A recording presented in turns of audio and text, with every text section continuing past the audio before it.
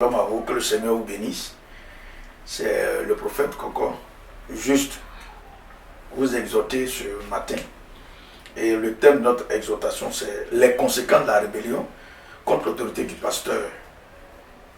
Et je prie que Dieu, de par cette exhortation, visite quelqu'un et que Dieu donne à quelqu'un de comprendre que la rébellion n'est pas une bonne chose.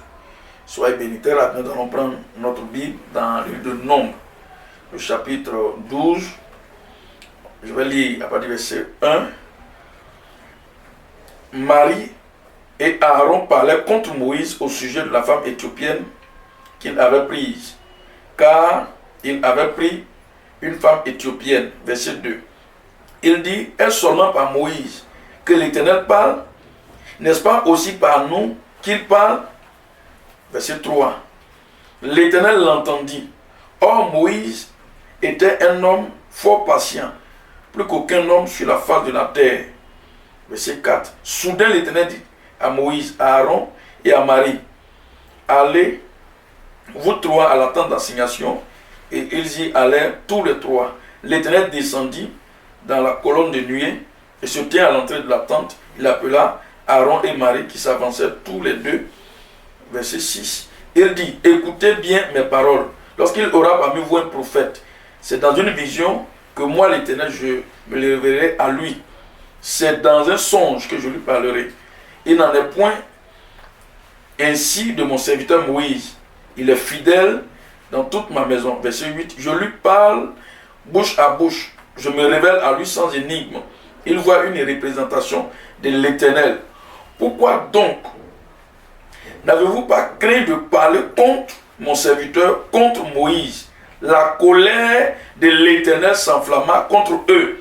Et il s'en alla. La nuée se retira de dessus la tente. Et voici Marie fut frappée d'une lèpre blanche comme la neige. Aaron se retourna vers Marie. Et voici, elle avait la lèpre. Amen. Au travers de ce texte que nous venons de lire, il est dit ici que Aaron et Marie, dans d'autres versions c'est Aaron et Myriam, qui étaient les grands frères de Moïse, vont se lever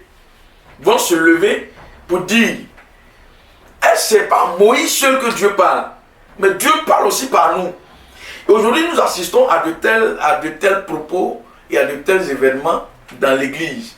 Lorsque un chrétien est auprès d'un pasteur ou un appelé auprès d'un pasteur, qu'il commence à servir Dieu et qu'il voit, lorsqu'il parle, Dieu se manifeste. Lorsqu'il fait des choses, Dieu se manifeste. Il commence à se comparer à son pasteur. Et cela va susciter dans son cœur un orgueil qui va lui donner de résister à son pasteur. De résister à son pasteur. Mais je parle des conséquences. La résistance à l'autorité de ton pasteur va attirer la malédiction de Dieu sur toi.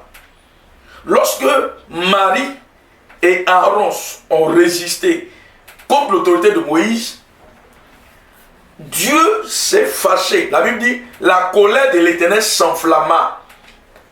Et des personnes peuvent dire que ça c'est l'Ancien Testament. Dans le Nouveau Testament, Dieu n'a pas dit ça.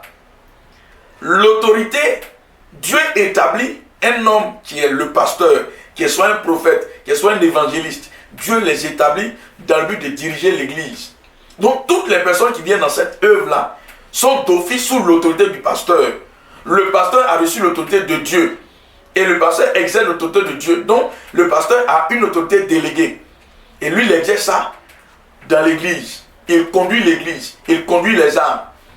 Il les oriente. Il les dirige. Mais aujourd'hui, nous assistons à un phénomène où beaucoup d'enfants se rebellent contre les pères. Ils quittent les pères. D'aucuns même s'en vont avec beaucoup de choses. La façon dont ils quittent le père, ce n'est pas de la bonne manière. Ils se rebellent contre l'autorité du pasteur. Verset 14 dans le même chapitre, que je vais lire. Et l'Éternel dit à Moïse, si son père lui crachait au visage, ne serait-elle pas pendant 7 jours un objet de honte, qu'elle soit enfermée 7 jours en dehors du camp, après quoi elle il sera reçu. La rébellion l'a exclu. La résistance à l'autorité que Dieu a donnée à Moïse a fait que Dieu l'a exclu du camp. L'une des conséquences, lorsque on se rébelle à l'autorité de son pasteur, quand il dit pasteur, c'est un terme générique. Je parle des apôtres, je parle des prophètes, je parle des docteurs, et je parle des évangélistes, qui sont établis sur des églises dont les chrétiens se lèvent contre eux. Mais lorsque tu le fais, Dieu va t'exclure. Tu vas toi-même, de par ta rébellion, t'exclure.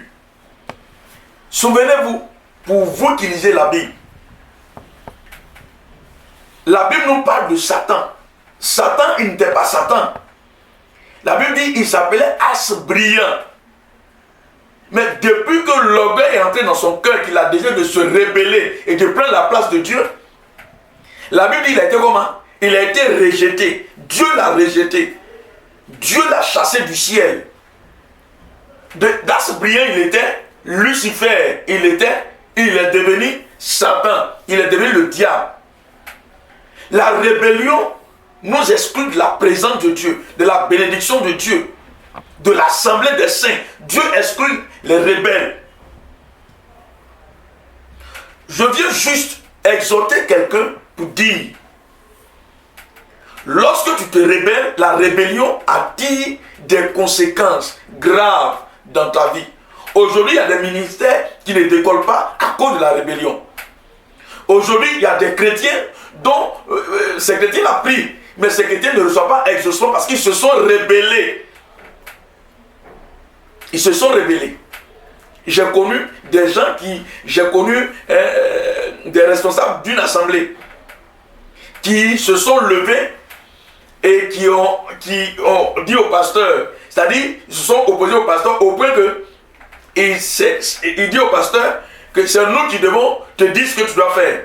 Lorsque Dieu parle au pasteur et que le pasteur communique ce que Dieu lui a dit, ils disent non, nous on ne veut pas faire ça, c'est ce que nous on veut là, que nous voulons faire.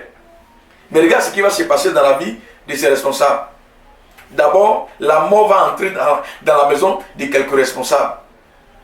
D'aucuns ont perdu leurs enfants, d'aucuns ont perdu le travail, d'aucuns ont eu des accidents. La rébellion contre l'autorité de ton pasteur va te détruire. Cela va te détruire. Et cette conséquence, les conséquences là, c'est-à-dire cela peut réjaillir sur ta maison, sur ta femme, sur tes enfants, sur tes activités. C'est pourquoi je viens juste pour t'encourager. Ce n'est pas seulement dans Nombres chapitre 12, même Nombres chapitre 16. La Bible parle d'Abiram, Dathan et Corée, qui sont encore levés contre Moïse. Mais tellement Dieu était en colère, la Bible dit que la terre s'est fendue. Eux et leur maison, leurs enfants, tout ce qu'ils ont, ces choses-là ont été enfouies dans le sol. La terre a ouvert sa bouche et la terre les a engloutis. Donc la rébellion contre l'autorité de ton pasteur va te détruire. Quand nous verrons dans le Nouveau Testament, Paul parle des personnes. On va aller dans 1 Timothée, le dernier verset, 1 Timothée 1.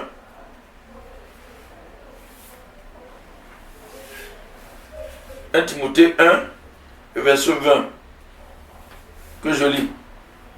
Il dit de ce nom sont Hyménée et Alexandre. Qu'est-ce que je vais dire? J'ai livré à Satan afin qu'ils apprennent à ne pas blasphémer. Ils se sont opposés à Paul. Ils se sont opposés à l'enseignement de Paul. Paul dit quoi? Il les a livrés au diable, les a livrés à Satan. Donc, la rébellion t'expose au monde des ténèbres. C'est pourquoi, si tu tombes sur cette vidéo, c'est que Dieu veut que tu te repentes. Dieu veut que tu abandonnes la rébellion. Toi qui es sur le point de te rébeller contre ton pasteur, croyant que tu as plus d'onction que lui, que tu as plus de connaissances que lui, ne te rébelle pas. Parce que la rébellion peut détruire ta destinée prophétique. Merci, parce que je crois, pour celui qui va écouter cette vidéo, je crois que le Seigneur te fera du bien et le Seigneur permettra que tu sois gardé de la rébellion. Merci, que Dieu vous bénisse, que sa grâce demeure sur vous. À la prochaine. Shalom.